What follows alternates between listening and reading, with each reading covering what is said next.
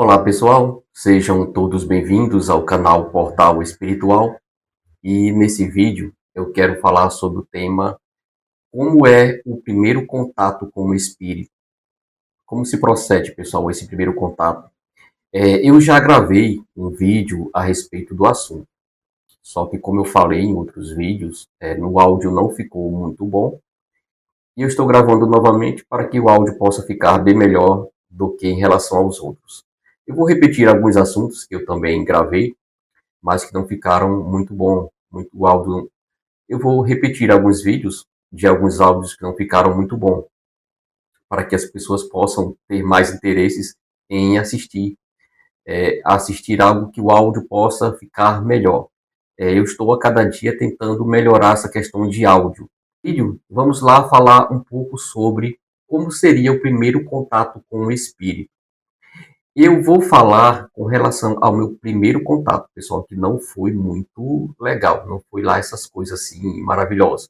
Como sempre, o primeiro contato com o espírito nem sempre é algo que possa trazer uma leveza, é algo pesado realmente. É algo pesado, pessoal, realmente é muito pesado.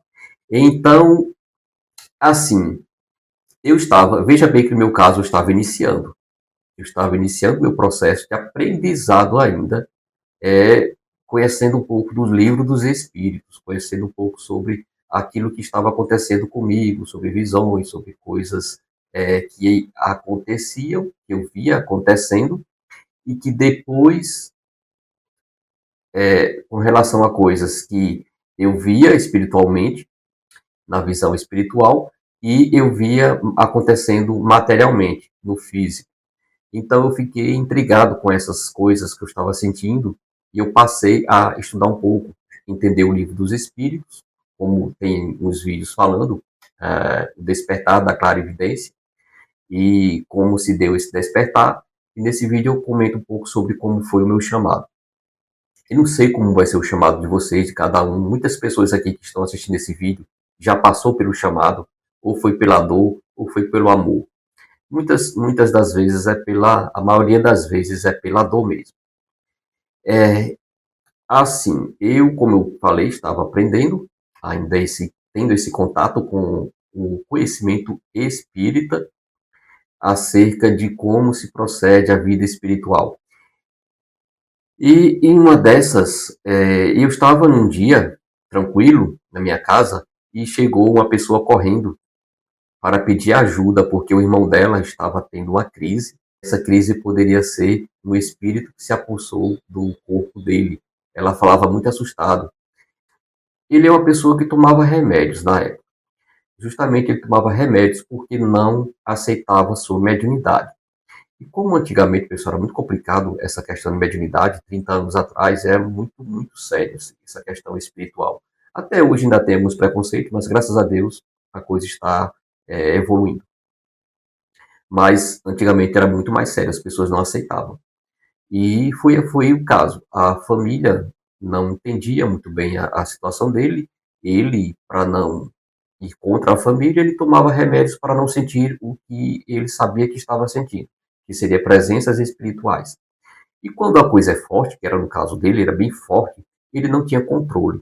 E os espíritos se apossavam da matéria dele. Se apossavam por quê, pessoal? Porque muitas vezes ele baixava o padrão, ele caía um pouco na sintonia energética, e como ele baixava essa sintonia, os espíritos se acoplavam nele, tinha esse acesso. E ele ficava inconsciente, totalmente consciente, ele deixava os espíritos a mercê mesmo, dominar o corpo dele, a mente, tudo. E então, uma dessas, a irmã dele chamou, correndo lá em casa, para me ajudar. Ela sabia que eu frequentava, comecei a frequentar um centro espírita, então foi a primeira pessoa que passou na mente dela. Então eu corri lá para ver, e realmente, pessoal, foi algo assustador, porque eu vi um fenômeno poltergeist que eu não entendia. Na época eu não entendia, porque não tinha chegado ainda nessa fase de fenômenos poltergeist. Eu sabia que existia essa palavra poltergeist porque existiam alguns filmes. Como eu não assistia filmes de terror, não gosto de assistir filme de terror, então o fenômeno poltergeist ficava só nessa questão de filmes que eu achava que seria uma coisa fictícia, que não existia. Mas eu vi realmente, de fato, isso na minha frente. Uma pessoa deitada, de bruços, sem camisa, e com algo correndo sobre o corpo dela. Quem já assistiu aquele filme, o filme da Múmia, que tem aquele escaravelho, né? Escaravelho que entra no corpo e começa a andar sobre a pele, era mais ou menos aquilo. Eu vi uma situação dessa na pele dele, é como se tivesse algo andando dentro, embaixo da pele, dentro do corpo dele. E à medida que essa coisa ia andando, ela ia passando todo o corpo nas costas. E essa protuberância, ela andava mais sobre as costas dele. Então eu decidi me agachar um pouco e ficar frente a frente olhando para ele. Eu não estava com medo, eu só estava com receio do que seria aquilo, porque é uma coisa nova, pessoal, é muito complicado. E eu não sei explicar, mas meu signo é escorpião. E eu nunca tive muito medo dessas coisas. É uma coisa assim que eu não sei. Isso vem de mim. Eu não sei se todos os escorpianos são assim, regidos por essa regência, tem essa questão de não ter medo.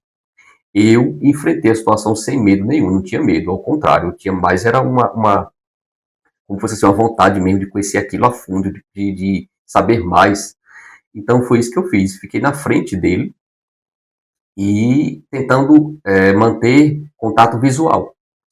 Foi aí que ele levantou a cabeça, e eu pensei, antes dele levantar a cabeça, eu pensei, só tem um jeito de resolver essa situação, é levando no centro espírita. Imediatamente ele levantou a cabeça, olhou nos meus olhos, foi um olhar assim tão penetrante que estremeceu até minhas carnes lá dentro. Foi algo, pessoal, indescritível, é complicado mesmo. Não sei explicar como foi isso, porque o olhar dele, mesmo eu não tendo medo, mas ele conseguiu um acesso que quase ele me estremece, sabe, na hora. Isso foi um ataque, na verdade ele sabia o que estava fazendo, foi um ataque espiritual. Então ele olhou fixamente nos meus olhos e disse claramente, em tom bem estridente: eu não vou, e você não vai conseguir me levar. Foi algo assim, assustador mesmo. Então o que foi que eu fiz? Eu, vendo aquela situação, eu disse: pronto, o que é que eu vou fazer nesse momento? A não ser uma coisa que vem na cabeça é a prece. Pronto, eu vou fazer uma prece para esse irmão que está aqui. Então eu me abaixei minha cabeça, não tive esse contato visual e comecei a orar. Quando eu comecei a orar dentro de mim, ele começou a ficar mais ainda nervoso. Ficou mais nervoso ainda. Cada vez que eu orava, ele ficava mais agitado e dizia: sai daqui, sai daqui. A sensação que eu tive, pessoal, era mais ou menos que ele estava me atacando mesmo, que ele iria me atacar fisicamente.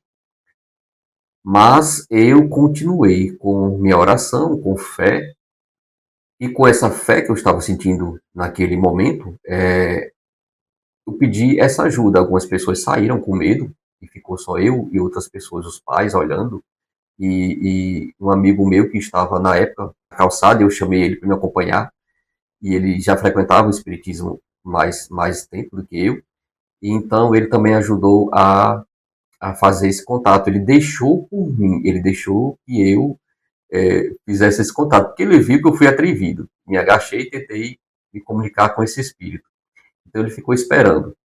Aí depois ele, quando ele viu que eu estava em prece, eu olhei para ele, ele também estava em prece para aquele espírito. Então a gente conseguiu, juntos, conseguir pelo menos que esse espírito saísse do contato daquele irmão.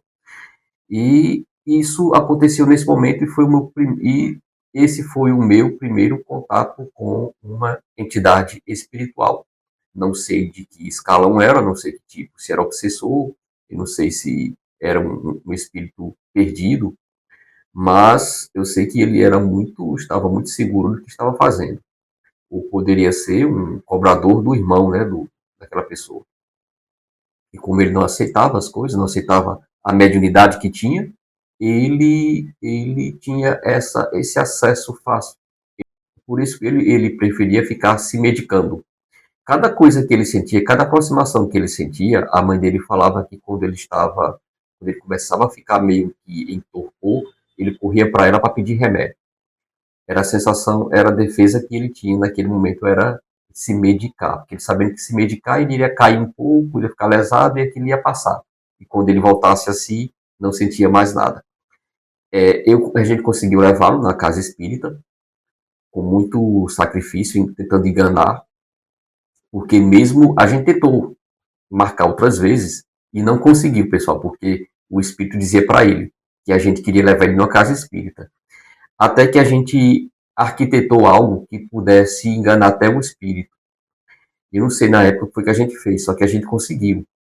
E quando chegou na frente, ele não conseguia, não sabia onde era o local. Quando ele chegou na frente, a gente usou na época, acho que foi o pai dele, para tentar ir ver um serviço, alguma coisa assim, que iriam trabalhar. Então, isso era uma coisa que no dia a dia a gente comentou, que ele não podia nem pensar em nome de espiritismo, nem de casa espírita. Porque aí o espírito ia captar e ia levar até ele essa informação.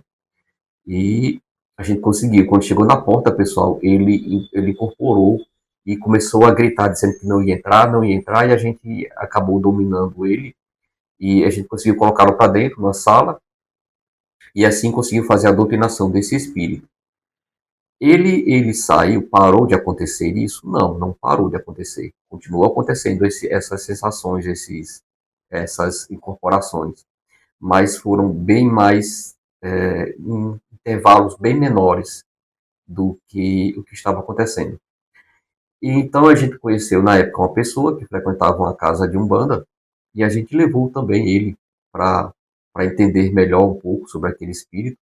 E as entidades também conversaram com o espírito e eles explicaram na época, não sei nem o que foi que eles disseram, mas era como se fosse um obsessor mesmo, algo relacionado à obsessão, um cobrador de vidas passadas. E o que foi que aconteceu? Depois disso, ele entendeu, compreendeu, a gente orientou ele a ir trabalhar de forma espontânea. Ele, pelo que eu saiba até hoje, ele não trabalha, mas as incorporações diminuíram, não cessaram, porque agora é algo bem leve, ele fica centrado no canto, ele fica quietinho no canto reservado, e depois que passa ele volta ao normal, mas são coisas que não interferem muito na vida dele, não. Isso não atrapalha. Atrapalha sim, porque ele deveria estar trabalhando, ele deveria estar ajudando. Aí, como ele não ajuda, acontece algumas coisas, casos de doenças, que a gente sabe que quando a gente não trabalha, de alguma forma as doenças vêm, porque são energias que ficam intensificando dentro do corpo. Imagine você pega um balão, aqueles balão de encher, digamos que o vento seria, o sopro seria o ectoplasma. E quando à medida que você vai soprando, o balão ele chega no limite que ele não aguenta, ele não suporta. Aí o que é que acontece? Tanto ectoplasma dentro do corpo, ele estoura. Ele vai estourar de alguma forma. Então, do mesmo jeito acontece no corpo do médico. Quando a gente está com tanta energia acumulada, essas energias elas vão estourando. Então, acontece de explodir feridas com pus no corpo da gente, aparecer manchas que a gente não entende o que são essas manchas que estouram. Começam a aparecer manchas do nada. Alguns têm sintomas de dores de cabeça, outros são pesos energéticos, pesos nos ombros, peso nas pernas. São diversas formas de apresentar, cada um tem uma forma diferenciada. A gente não pode aqui descrever qual seria a de cada um. A minha já aconteceu com pus nos ouvidos, a minha aconteceu manchas, várias manchas nas pernas, manchas no corpo, que eu já tinha feito exames e não acusou nada, então eu fui entendendo que era realmente falta de trabalho. Até agora, no momento, pessoal, como eu não estou trabalhando em casa espírita,